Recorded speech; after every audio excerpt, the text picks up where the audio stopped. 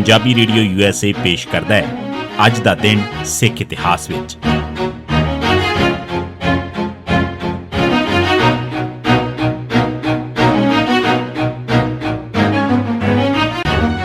ਸਿੱਖ ਇਤਿਹਾਸ ਦੀਆਂ ਘਟਨਾਵਾਂ 'ਚ 16 ਮਾਰਚ ਦਾ ਦਿਨ 1846 ਅੰਗਰੇਜ਼ਾਂ ਨੇ ਗੱਦਾਰ ਗੁਲਾਬ ਸਿੰਘ ਡੋਗਰਾ ਨਾਲ ਨਵੀਂ ਸੰਧੀ ਕੀਤੀ।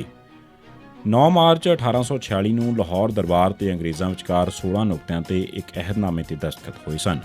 ਮਗਰੋਂ 16 ਮਾਰਚ 1846 ਨੂੰ ਗੁਲਾਬ ਸਿੰਘ ਡੋਗਰੇ ਨਾਲ ਇੱਕ ਹੋਰ ਅਹਿਦਨਾਮਾ ਹੋਇਆ। ਪਹਿਲੀ ਸੰਧੀ ਹੇਠ ਲਾਹੌਰ ਦਰਬਾਰ ਨੂੰ 1.5 ਕਰੋੜ ਰੁਪਏ ਜੰਗ ਦਾ ਹਰਜਾਨਾ ਪਾਇਆ ਗਿਆ ਸੀ। ਇਸ ਰਕਮ ਦੀ ਅਦਾਇਗੀ ਵਾਸਤੇ ਲਾਹੌਰ ਦਰਬਾਰ ਦੇ ਖਜ਼ਾਨੇ 'ਚ ਪੂਰੀ ਰਕਮ ਨਹੀਂ ਸੀ। ਇਸ ਕਰਕੇ ਇਹ ਰਕਮ ਅਦਾ ਕਰਨ ਵਾਸਤੇ ਗੁਲਾਬ ਸਿੰਘ ਡੋਗਰੇ ਨੇ 68 ਲੱਖ ਰੁਪਏ 'ਚ ਕਸ਼ਮੀਰ ਦਾ ਸੂਬਾ ਖਰੀਦ ਲਿਆ।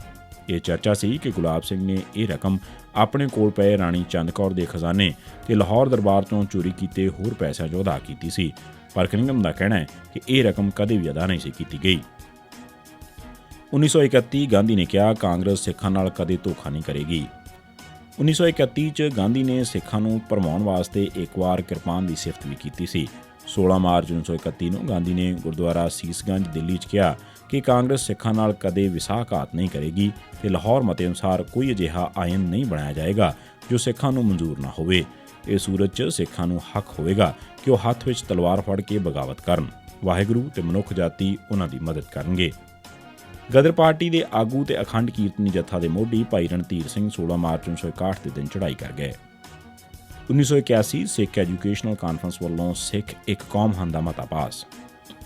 1980-81 'ਚ ਕਮਿਊਨਿਸਟਾਂ ਤੇ ਫਿਰਕਾਪ੍ਰਸਤ ਹਿੰਦੂਆਂ ਨੇ ਸਿੱਖ ਧਰਮ ਤੇ ਸਿੱਖ ਕੌਮ ਦੀ ਵੱਖਰੀ ਪਛਾਣ ਅਤੇ ਵਜੂਦ ਵਿਰੁੱਧ ਫਿਰ ਵੱਡੀ ਮੁਹਿੰਮ ਵਿੱਢੀ ਹੋਈ ਸੀ।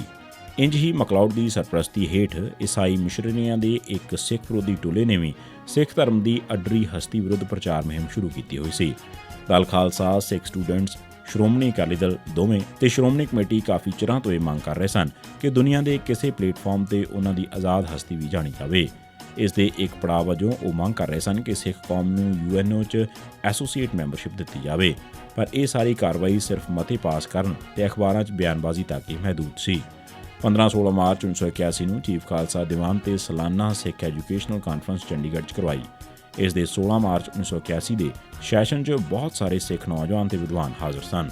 ਇਸ ਕਾਨਫਰੰਸ 'ਚ ਅਚਾਨਕ ਹੀ ਅਜਿਹਾ ਮਾਹੌਲ ਬਣ ਗਿਆ ਕਿ ਇਸ ਮੌਕੇ ਹਾਜ਼ਰ ਵਿਦਵਾਨਾਂ ਤੇ ਨੌਜਵਾਨਾਂ ਨੇ ਸਿੱਖ ਇੱਕ ਵੱਖਰੀ ਕੌਮ ਹਨ ਤੇ ਸਿੱਖਾਂ ਨੂੰ UNO 'ਚ ਐਸੋਸੀਏਟ ਮੈਂਬਰਸ਼ਿਪ ਦਿੱਤੀ ਜਾਵੇ ਦਾ ਮਤਾ ਜ਼ੋਰ ਪਾ ਕੇ ਪਾਸ ਕਰਵਾ ਲਿਆ। ਇਸ ਮਤੇ ਨੂੰ ਪੇਸ਼ ਕਰਨ ਜਾਂ ਪਾਸ ਕਰਵਾਉਣ ਦਾ ਸਿਹਰਾ ਅਮਰੀਕੀ ਸਿੱਖ ਗੰਗਾ ਸਿੰਘ ਢਿੱਲੋਂ ਨੂੰ ਦਿੱਤਾ ਜਾਂਦਾ ਹੈ, ਪਰ ਅਸਲ 'ਚ ਇਹ ਸਿਹਰਾ ਉਹਨਾਂ ਨੌਜਵਾਨਾਂ ਨੂੰ ਜਾਂਦਾ ਹੈ ਜਿਨ੍ਹਾਂ ਨੇ ਉਸ ਵੇਲੇ ਰੌਲਾ ਪਾ ਕੇ ਐਲਾਨ ਕਰ ਦਿੱਤਾ ਕਿ ਜਦੋਂ ਤੱਕ ਸਿੱਖਾਂ ਦੀ ਕੌਮੀਅਤ ਤੇ ਐਸੋਸੀਏਟ ਮੈਂਬਰਸ਼ਿਪ ਵਾਲਾ ਮਤਾ ਪਾਸ ਨਹੀਂ ਹੋ ਜਾਂਦਾ, ਉਦੋਂ ਤੱਕ ਕਾਨਫਰੰਸ ਦੀ ਕਾਰਵਾਈ ਨਹੀਂ ਚੱਲਣ ਦਿੱਤੀ ਜਾਵੇਗੀ। ਆਰੀਆ ਸਮਾਜ ਤੇ ਹੋਰ ਫਿਰਕੂ ਜਮਾਤਾਂ ਤਾਂ ਪਹਿਲਾਂ ਹੀ ਸਿੱਖਾਂ ਦੀ ਅੱਡਰੀ ਪਛਾਣ ਤੇ ਆਜ਼ਾਦ ਹਸਤੀ ਵਿਰੁੱਧ ਪ੍ਰਚਾਰ ਕਰਦੀਆਂ ਰਹਿੰਦੀਆਂ ਸਨ, ਪਰ ਹੁਣ ਇਸ ਮਤੇ ਦੇ ਪਾਸ ਹੋਣ ਤੇ ਉਹਨਾਂ ਨੇ ਹੋਰ ਜ਼ੋਰ-ਸ਼ੋਰ ਨਾਲ ਪ੍ਰਚਾਰ ਕਰਨਾ ਸ਼ੁਰੂ ਕਰ ਦਿੱਤਾ। ਇਸ ਪ੍ਰਚਾਰ ਦਾ ਨਤੀਜਾ ਇਹ ਹੋਇਆ ਕਿ ਸਿਰਫ ਸਿੱਖ ਵਿਦਵਾਨ ਤੇ ਨੌਜਵਾਨ ਹੀ ਨਹੀਂ, ਬਲਕਿ ਸਾਰੇ ਸਰਕਰਦਾ ਸਿੱਖ ਇਸ ਮਹਾਜ ਵਿੱਚ ਇੱਕ ਪਲੇਟਫਾਰਮ ਤੇ ਇਕੱਠੇ ਹੋ ਗਏ। ਤਕਰੀਬਨ ਹਰ ਸਰਗਰਮ ਵਰਕਰ ਅਤੇ ਆਗੂ, ਹਰ ਪੰਥਕ ਜਥੇਬੰਦੀ ਤੇ ਹਰ ਸਿੱਖ ਵਿਦਵਾਨ ਨੇ ਸਿੱਖ ਇੱਕ ਕੌਮ ਹਨ ਤੇ UNO ਵਿੱਚ ਸਿੱਖਾਂ ਦੀ ਨੁਮਾਇੰਦਗੀ ਦੇ ਹੱਕ ਵਿੱਚ ਡਟ ਕੇ ਸਟੈਂਡ ਲਿਆ। ਦੂਜੇ ਪਾਸੇ ਚੀਫ ਖਾਲਸਾ ਦੀਵਾਨ ਨੇ ਆਪਣੇ ਇੱਕ ਰਜਵਾੜਾ ਕਿਸਮ ਦੇ ਮੈਂਬਰ ਤੇ ਸਰਕਾਰ ਦੇ ਟੋਡੀ ਉਜਲ ਸਿੰਘ ਵੱਲੋਂ ਇਸ ਨੁਕਤੇ ਤੇ ਰੋਸ ਕਰਨ ਤੇ ਅਸਤੀਫਾ ਦੇਣ ਤੋਂ ਡਰ ਕੇ 15 ਮਾਰਚ 1981 ਨੂੰ ਪਾਸ ਕੀਤਾ ਮਤਾ ਵਾਪਸ ਲੈ ਲਿਆ। ਸਿੱਖ ਇੱਕ ਕੌਮ ਹਨ ਦਾ ਮਤਾ ਸਿੱਖ ਐਜੂਕੇਸ਼ਨਲ ਕਾਨਫਰੰਸ ਨੇ ਪਾਸ ਕੀਤਾ ਸੀ ਤੇ ਚੀਫ ਖਾਲਸਾ ਦੀਵਾਨ ਵੱਲੋਂ ਇਸ ਨੂੰ ਵਾਪਸ ਨਹੀਂ ਲਿਆ ਜਾ ਸਕਦਾ। ਸਿਰਫ ਸਿੱਖ ਐਜੂਕੇਸ਼ਨਲ ਕਾਨਫਰੰਸ ਹੀ ਇਸ ਨੂੰ ਵਾਪਸ ਲੈ ਸਕਦੀ ਸੀ, ਪਰ ਉਸ ਨੂੰ ਇਸ ਵਾਸਤੇ ਸਪੈਸ਼ਲ ਇਜਲਾਸ ਬੁਲਾਉਣਾ ਪੈਣਾ ਸੀ ਜਾਂ ਅਗਲੇ ਸਾਲ ਦੀ ਕਾਨਫਰੰਸ ਤੱਕ ਉਡੀਕਣਾ ਪੈਣਾ ਸੀ। ਉਂਝ ਵੀ ਇਸ ਜਥੇਬੰਦੀ ਵੱਲੋਂ ਇਹ ਮਤਾ ਵਾਪਸ ਲੈਣ ਨਾਲ ਕੋਈ ਫਰਕ ਨਹੀਂ ਸੀ ਪੈਂਦਾ, ਕਿਉਂਕਿ ਇਸ ਜਥੇਬੰਦੀ ਦੀ ਲੋਕਾਂ 'ਚ ਕੋਈ ਹਸਤੀ ਨਹੀਂ ਸੀ।